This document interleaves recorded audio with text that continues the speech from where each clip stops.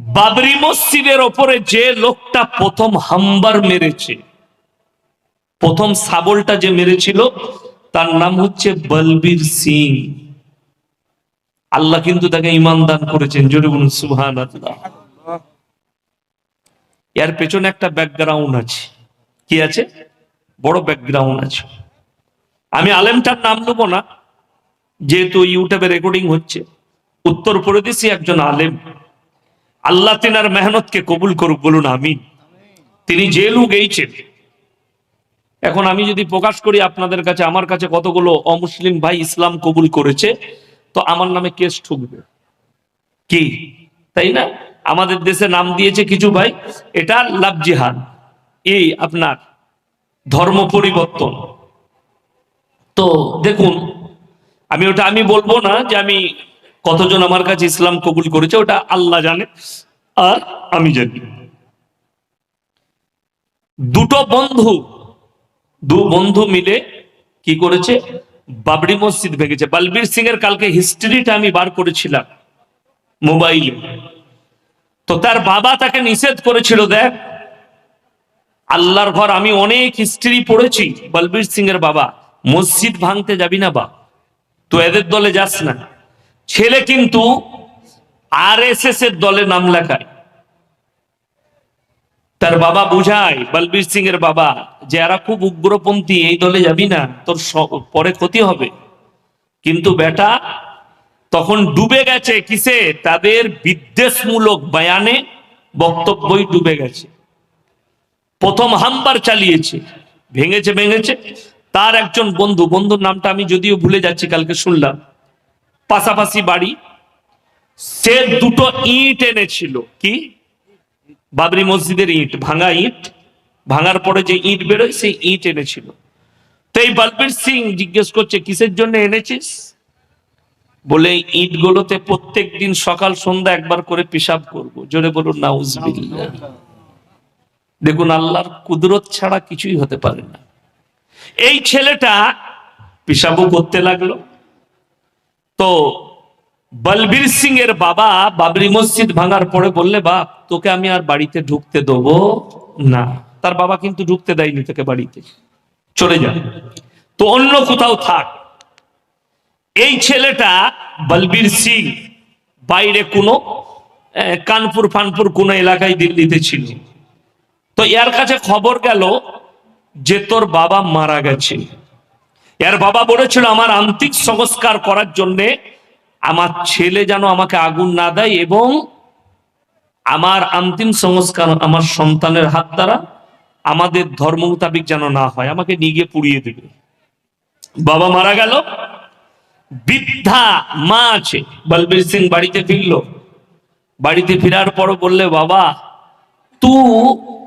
তোর বাবাকে মেরে দিলি এইভাবে, তোর বাবার কথা শুনলি না, মসজিদ ভাঙলি, তোর বাবা তোকে বার করে দিল, তুই একমাত্র সন্তান, তো তোরা আমাকে তুই এমন ভাবে আঘাত দিলি, আমি তো জীবিত অবস্থায় তোর বাপকে তুই কেড়ে নিলি, তোর বাবা চলে গেল, আমিও মরে গেছি তোর জন্যে।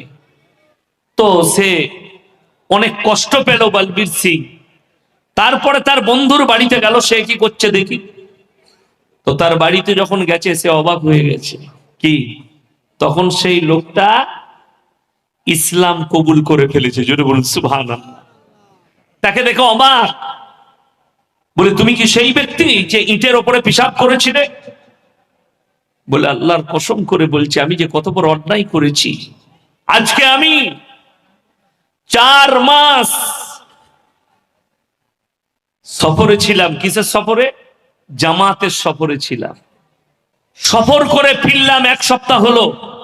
আমি বুঝতে পেরেছি অনুতপ্ত, এমনকি আমার হাত দ্বারা আমার মাও কলমা পড়ে নিয়েছে। জোরে বলুন সুবহানাল্লাহ। তুমি কি করে ইসলাম কবুল করলে? বলে, আমি হঠাৎ অনেক রকমের খারাপ স্বপ্ন দেখি। তো আমার কোনো পণ্ডিতরা এই স্বপ্নর ব্যাখ্যা দিতে পারেনি। আমি একজন মোল্লার কাছে গিয়েছিলাম, আমি মোল্লার নাম করব না, সেই আমাকে কালমা পড়িয়েছে এবং মসজিদ সম্পর্কে বুঝিয়েছে, আল্লাহর ঘর সম্পর্কে বুঝিয়েছে। তো বললে, তুই যাবি কি আমার সাথে? চল। বলবীর সিংকে নিয়ে গেল আল্লাহ বলবীর সিংকেও কবুল করে নিলেন, জোরে বলুন সুবহানাল্লাহ। এবং বলবীর সিং নিয়ত করলেন, আল্লাহ আমার মৃত্যুর পূর্বে পূর্বে আমি যেন 100টা মসজিদ তৈরি করে তারপরে আমার মৃত্যু দিও, জোরে বলুন সুবহানাল্লাহ।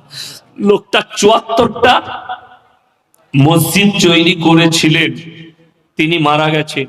এই গোধনপাড়া মাদ্রাসায় এসেছিলেন, সেই বছর আমার আব্বাজিরও দাওয়াত ছিলেন, তাই না? মাশাআল্লাহ, দেখুন ইনারা দেখেছেন। যদিও আমি লখনৌতে জলসা করতে গিয়ে তার সঙ্গে মোলাকাত হয়েছে আমি আমার রাজ্যের বাইরেও আমি জলসা করতে যাই, দিল্লি বোম্বাই।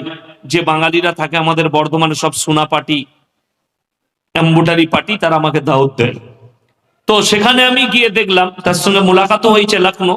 আর লখনৌ আলিয়া ইরফানে আমি কিরাত পড়েছি দীর্ঘ 2 বছর, সব থেকে বড় ভারতের কিরাতের মাদ্রাসা, সেখানে আমি কিরাত পড়েছি 2 বছর। তো ওখানে আমি ওনার সাথে মোলাকাত করেছি। বাঙালিরা আমাকে জলসায় দাওয়াত দিয়েছিল, ওনাকেও দাওয়াত দিয়েছিল। বড় ভদ্র মানুষ ছিলেন। দেখুন, প্রথম যে হামবার চালিয়েছে সেই লোকটা কিন্তু ইসলাম কবুল করেছে। এর থেকে বড় জিনিস আর কিছু হতে আমাদের কাছে পারে না, জোরে বলুন সুবহানাল্লাহ। আর একটা নয়, আমি ইয়াসিন বলে যাচ্ছি, যদি ওই অযোধ্যার জায়গায়, মসজিদের জায়গায় 1000 নয় 1 লাখ মন্দির তৈরি করলেও আমরা বলবো এটা আমাদের মসজিদ। সকলে জোরে বলুন ইনশাআল্লাহ। আমাদের মন থেকে মিটবে না। যে মিডিয়াওয়ালে, যতগুলো মিডিয়াওয়ালা বলছো ভারতবর্ষ খুশি আছে, ভারতবর্ষের সনাতন ভাইরা খুশি হতে পারে মুসলমানদের বুকের উপরে পাথর চেপে গেছে। আমরা খুশি নই। কেউ খুশি আছেন? জোরে বলুন না। আমরা কেউ খুশি নই। কেন? বাবরি মসজিদ এমন একটা আঘাত। সুপ্রিম কোর্ট, দিল্লির ভারতের সুপ্রিম কোর্ট বলেছে, আমরা রায় দিচ্ছি এখানে কোনো মন্দির ছিল না, মসজিদ ভেঙে মন্দির ভেঙে মসজিদ হয়েছে, এরকম তথ্য আমাদের কাছে কিছুই নেই। তারপরেও বাবরি মসজিদকে শহীদ করা হয়েছে কিসে? নিজের বলবুতের ওপরে, শক্তির দ্বারা, শক্তি প্রদর্শন দেখিয়ে। আল্লাহর কসম করে বলে যাচ্ছি, যারা আমার বয়ান শুনবেন কালকে ইউটিউবে, ফেসবুকে, আর যারা শুনছেন, আমার আল্লাহ ছাড় দেয়, ছেড়ে দেয় না। ছেড়ে আমার আল্লাহ দিবেন না। ফিরাউন বলেছিল, আল্লাহ রাব্বুকুমুল আলা, আমার থেকে বড় মাবুদ কেউ নেই, তোরা আমার কাছে চাইবি। আল্লাহ ফিরাউনের নিচুড়ে রস বার করে দিয়েছে। জোরে একবার বলুন সুবহানাল্লাহ। নমরুদ চেয়েছিল ইব্রাহিম নবীকে জ্বালিয়ে দেবো আগুনের মধ্যে নিক্ষেপ করে। আল্লাহ আগুনকে হুকুম জারি করলে, কুল্লা ইয়া নারু কুনি বারদাও ওয়া সালামান আলা ইব্রাহিম, আমার ইব্রাহিমের একটা পশমকে তুমি জ্বালাতে পারবে না। আল্লাহর কসম, ইব্রাহিম নবীর একটা পশমকে আগুন জ্বালাতে পারেনি। জোরে বলুন না সুবহানাল্লাহ। আর তোমরা কি করবে? যারা ভয় খাচ্ছেন, এই মাদ্রাসাগুলো মিটে যাবে, কোরআন মিটে যাবে, ইসলাম মিটে যাবে। তাদের ঈমান কমজোর, তাদের মধ্যে ইলমিয়াত নাই, তাদের মধ্যে ধর্মের কোনো, ইসলামের কোনো জ্ঞানই নেই, তাদের মধ্যে দ্বীনি শিক্ষা নেই, যার কারণে এই বিশ্বাস তাদের, ইসলাম মিটে যাবে। আমার আল্লাহ কোরআনে যেগুলো বলেছেন সত্য না মিথ্যা বাবা? আরো জোরে বলুন। সত্য যদি হয়, আমার আল্লাহর ওয়াদা আছে, ফালান তাজিদা লিসুন্নাতিল্লাহি তাবদীলা, কিয়ামত পর্যন্ত আমার কোরআনের বিধানের একটা জের জবরকে পরিবর্তন করার ক্ষমতা পৃথিবীর কোনো শক্তির নাই। জোরে বলুন সুবহানাল্লাহ। শুধু তাই নয়, এই কোরআন যে আপনারা বাড়িতে রেখেছেন, অনেকজনের বাড়িতে আলমারিতে কোরআন আছে না নেই? আছে। মাদ্রাসার আলমারিতে গিয়ে দেখুন কোরআন আছে। কোরআনে যারা মনে করছেন আল্লাহ এই কোরআনের পৃষ্ঠার মধ্যে, কাগজগুলোর মধ্যে আল্লাহ কোরআনকে হিফাজত করেছে, তাদের ভুল বোঝা হয়েছে। আল্লাহ কোরআনে ওয়াদা করেছেন, ইন্না নাহনু নাযালনা যিকরা ওয়া ইন্না লাহুল হাফিজুন, আমি আল্লাহ কোরআনকে অবতীর্ণ করেছি আর কোরআনের হিফাজতের দায়িত্ব আমি আল্লাহ নিজে নিয়েছি। জোরে বলুন সুবহানাল্লাহ। কোরআন খুলে কি করে আল্লাহ হেফাজত করেছে? ভারতে আজকে নয়, 200টা বৎসর রাজত্ব করেছে ইংরেজের বাচ্চারা। করেছে না করেনি? করেছে। তারা গোমতী নদীর তীরে গুজরাটে কয়েক লক্ষ কোরআনকে জ্বালিয়েছিল। মুহাদ্দিস শাহ আব্দুল আজিজ দেহলভী রহমতুল্লাহ আলাইহি তিনি বললেন, এই ইংরেজের বাচ্চারা, তোমরা যদি মনে করো 10 লাখ কোরআনকে জ্বালিয়ে, 1 লাখ কোরআনকে জ্বালিয়ে, 1 কোটি কোরআনকে জ্বালিয়ে কোরআনকে মিটিয়ে দেবো, তো তোমাদের স্বপ্নটা ভুল। বলে কেন? এই কাগজের মধ্যে আমার আল্লাহ কোরআনকে হেফাজত করেনি। আপনারা ডাকুন মাদ্রাসার একটা হাফিজে কোরআন তালবে ইলমকে, একটা 10 বছরের তালবে ইলমের সিনের মধ্যে আল্লাহ 30 পারা কোরআনকে গেঁথে দিয়েছে। জোরে বলুন নারায়ে তাকবীর, নারায়ে তাকবীর। এরপরে কার মাজাল আছে যে কোরআনকে মিটিয়ে দেবে? একটা হাফিজে কোরআন জিন্দা থাকলে আল্লাহর কসম 100 কোটি কোরআন ছেপে আবার চলে আসবে। যে আল্লাহ সিনের মধ্যে কোরআনকে গেঁথে দিতে পারেন, সেই কোরআনকে মিটাবার ক্ষমতা পৃথিবীর কোন শক্তির আছে? আপনার বিশ্বাস নেই, আপনি বিশ্বাস নিয়ে আসুন। চলুন, খুব ভালো করে বুঝবেন, গায়ে নেবেন না। আল্লামা ইকবাল লিখেছেন, ইস ঘর কো আগ লাগি ঘর কি চিরাগ সে। মুসলমান, তোমরা নিজের ঘরে নিজের আগুন ধরিয়েছ। এই ভারতের মাটিতে যতগুলো ইসলামের দুশ্মন আছে, একটাও হিন্দু ঘরে জন্ম নেয়নি, সব মুসলিম ঘরে জন্ম নিয়েছে। তসলিমা নাসরিন কাদের ঘরের মেয়ে? মুসলমানের মেয়ে, বাংলাদেশে বাড়ি। জাস্টিস ইনায়েতুল্লাহ রাসূলের দুশ্মন, আল্লাহর দুশ্মন, কোরআনের দুশ্মন, দাড়ি টুপির দুশ্মন, মুসলমান ঘরে জন্ম নিয়েছে। সালমান রুশদি হারামখোরের আওলাদ, মুসলমান ঘরে জন্ম নিয়েছে, নামও রেখেছে মুসলমান। তারেক ফতেহি পাকিস্তানে জন্মগ্রহণ করেছে, এই হারামের আওলাদটা ভারতে ঠাঁই নিয়েছিল। সে কি বলেছে জানেন মিডিয়ার সামনে?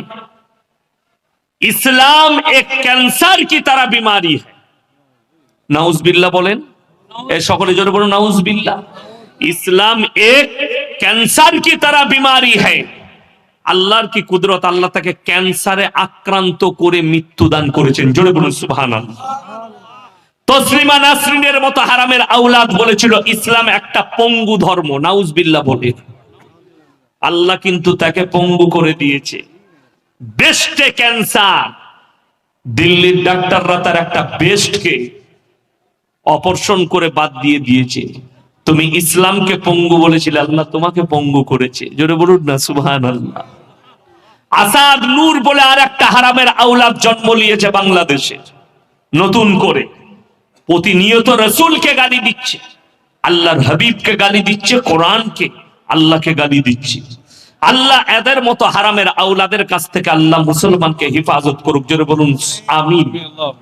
আপনারা একটা কথা শুনেলেন, মোবাইল যারা দেখছেন, যে আমার বাবাজিরা, বৃদ্ধ বাবাজিরা বসে আছেন না, যে যুবকরা বলছো না 5 ওয়াক্ত নামাজ পড়ি, যারা ফুটানি করছেন না আমার মতো পরেশগার নাই, তুমি লিখে নিয়ে যাও, তোমার চাচার নামাজটা সূরাটা একটু ভুল আছে, তোমার চাচার দোয়াটা ভালো করে মুখস্থ নাই, কিন্তু তোর থেকে 100 বছর আগে জান্নাতে চলে যাবে। কেন? তুমি মোবাইল ঘাঁটো, নোংরা বাদকার নারী দিকে দেখো, তোর দাদু মোবাইল ঘাঁটে না, মোবাইল জানেও না। আর যারা বড় মোবাইল ঘাঁটেন তাদের প্রতিনিয়ত চোখের জিনা হচ্ছে। আপনি কি মনে করছেন আমাদের মতো মৌলবীরা বাদ যায়? মোবাইলটা খুলবো যেমনি, যে কোনো ফেসবুক খুললেই উলঙ্গ নারীর ফটো চলে আসবে। দেখুন, যারা বড় মোবাইল ঘাটেন তারা একটা তথ্য নিয়ে যান। কয়েকদিন থেকে ভাইরাল হচ্ছে, বোম্বের মহারাষ্ট্রের একটা মেয়ে, যদিও তার নাম আমি লিখব না, নাম নিলে না পাক হয়ে যাবো, ফরজ গোসল করতে হবে। আমার কাছে ফতোয়া এটা, কি বুঝলেন? আর আমার এই ফতোয়া ইনারাও সমর্থন করবেন, যে এত নোংরা নারী, যারা তাকে মুসলিম ভাবছে ভুল হচ্ছে। আমাদের দেশের কিছু উগ্রবাদী তারা বোরকা পরে মুসলমান নাম রেখে তারা ফেসবুকে এসে বলছে मैं तो मुसलमान हूं, मैं राम मंदिर की उद्বোधन में जा रही हूं, पैदल जा रही हूं। শুনলেন? দলিল দিয়ে যাচ্ছি এর বিরুদ্ধে। দুটো উত্তরপ্রদেশের ছেলে উত্তরপ্রদেশের মুখ্যমন্ত্রী যোগী আদিত্যনাথ সরকারকে হুমকি দিয়েছিল মারার। তাদেরকে অ্যারেস্ট করা হলো। বুলডোজার বেরিয়ে গেছে। আমাদের দেশের অন্ধভক্তরা নাম রেখেছে বুলডোজার বাবা। বুলডোজার বেরিয়ে গেছে, তাদের বাড়ির সামনে পৌঁছে গেছে। যখন ঘর ভাঙবে তখন দেখছে এই ছেলে দুটো মুসলিম নয়, মিথ্যা করে মুসলিম নাম রেখে মুসলমানের বদনাম করতে চেয়েছিল। ছেলে দুটোই হিন্দুদের ছেলে। কথাটা বুঝাতে পারলাম? সেখান থেকে ডজার ঘুরে পালিয়ে এলো। বাবা আপ তো বেঈমান হ্যাঁ, अगर मुसलमान होता तो तोड़ देते। ওই ছেলে দুটো যদি মুসলমান হতো, আইএসআই থেকে শুরু করে পাকিস্তান থেকে শুরু করে সব আতঙ্কবাদীর সঙ্গে যোগ বেরিয়ে যেত। আপনারা বেখবর আছেন, আপনারা কিছুই জানেন না। ভারতের সংসদে কয়েকদিন আগে তিনটে যুবক হামলা এনেছিল, ভেতরে ঢুকে পড়েছিল। সেই তিনটেই হচ্ছে হিন্দুদের ছেলে। যার কারণে আমাদের দেশের কুত্তা মিডিয়াগুলো প্রচার করে। প্রচার করে দিলে তো বদনাম হয়ে যাবে। এই আতঙ্কবাদীগুলো কোথা থেকে তৈরি হলো? কষ্টের বিষয়, আপনার ব্রেনে বীজ ঢোকানো হচ্ছে। বীজটা কি? এই বীজটা আলেম উলামাদের বিরুদ্ধে, মাদ্রাসার বিরুদ্ধে, দাড়ি টুপির বিরুদ্ধে বীজ প্রয়োগ করা হচ্ছে মুসলিম যুব যুবতীর প্রতি।